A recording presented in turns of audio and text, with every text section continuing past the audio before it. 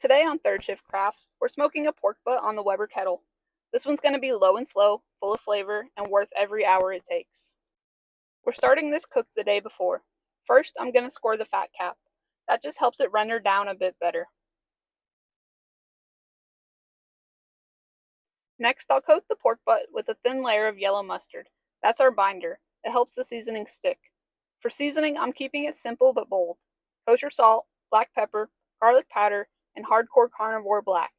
Now I know the blend says it's for beef, but trust me, it works great on pork too. This is a 9.5 pound pork butt, so don't be shy with the seasoning. Be generous. It can handle it. Once it's seasoned all over, I'll place it in the fridge overnight. Tomorrow morning, we smoke.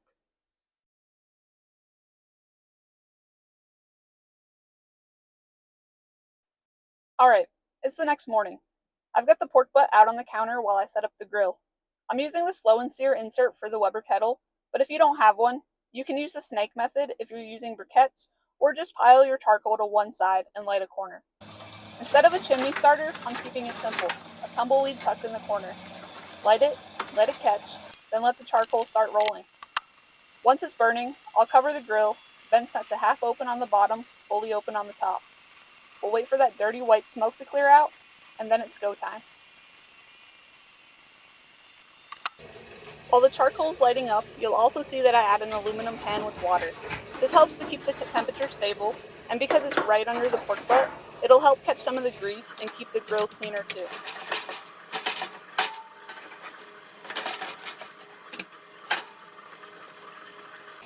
I've got a thermometer tracking the ambient temperature. When it hit around 225, I set the pork butt on the grate. Now my target temp for this cook is about 275. This gives a nice balance between smoke flavor and overall cook time. I did drop a probe into the pork, but it wasn't calibrated right, so I pulled it. No problem, we'll still keep an eye on it.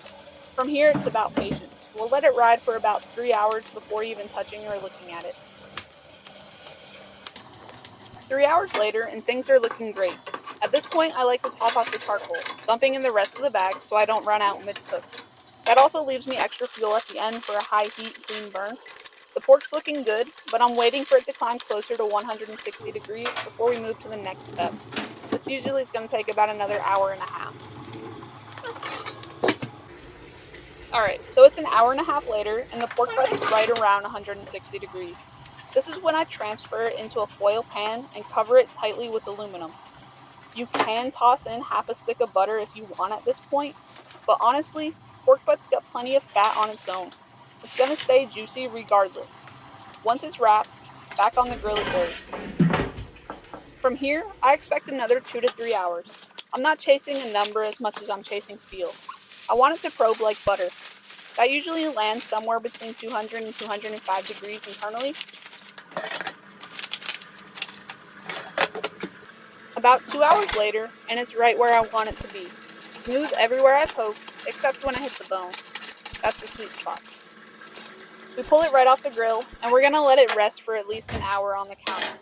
You could serve it then, but we're not going to eat it right away today. So after that first hour, I'll set the oven on warm and hold it there until about 30 minutes before dinner. Now it's time to pull. The bone slides right out clean. The pork falls apart without ease, and the pan's full of rendered fat and juices to keep it moist. From here, the options are endless. Sliders, sandwiches, tacos, or just a pile of pulled pork on a plate with some sauce on the side. And that's a smoked pork butt on the Weber Kettle. Simple, flavorful, and always a crowd pleaser.